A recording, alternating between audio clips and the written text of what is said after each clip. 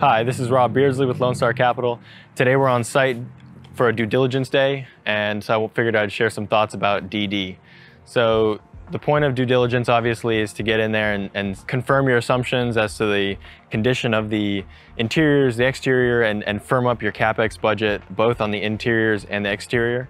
So on the interior, typically what a due diligence team is going to do is going to come on site and do a full walk of every interior of each unit. So whether that's a 50 unit property or a 500 unit property, it's really the best practice to get into every single unit and assess the condition of the major systems, including the flooring, the paint, appliances, looking for roof leaks, identifying value add opportunities could come from washer and dryer hookups or units. And so you have to do comps to understand, are the properties that you're competing with, do they have washer and dryer included in their rent or excluded?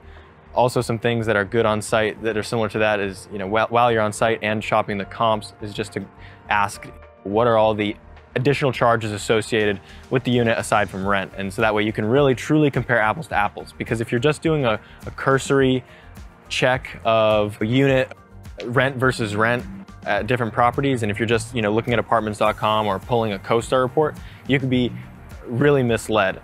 And it could either make you miss out on opportunity because you were being too conservative with the rents or just being wrong, or you could be too aggressive and you weren't comparing apples to apples. So on the exterior, we typically look at, if you can see the foundation, you just want to look at those and see if there's any major cracks or anything that you can identify. Most properties that we look at are 80s vintage garden style properties, and those foundations typically have no problems. Another thing that's a highlight for us are the electrical panels. And so these are General Electric, so typically not a problem.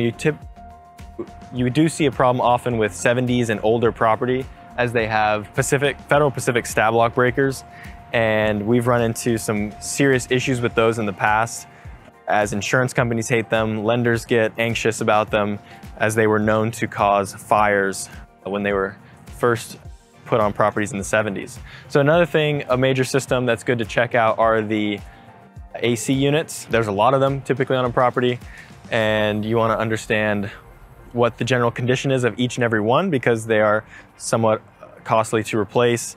And it's good to talk to the lead maintenance person on site to get a sense of how many are they replacing per year, so that you can accurately forecast that into your recurring CapEx budget. So speaking of, maintenance people on site are some of the best on-site staff to speak with. If you can get them to open up and be open and honest about the buried bodies at the property, you could be in really good shape and potentially dodge some serious issues.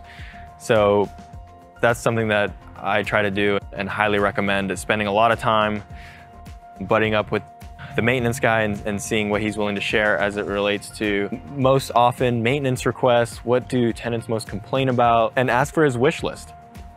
It's a cliche thing, but asking both the property manager and the maintenance team, if I gave you $50,000, if I gave you $250,000, what would you spend on this property? What does the property need the most? And so that's a good perspective to get, and might help confirm or provide new ideas for your CapEx budget. But yeah, those are my quick thoughts on due diligence. We're here on site, in and out. This is a 68 unit property, so we're able to complete due diligence in one day. Thanks for watching.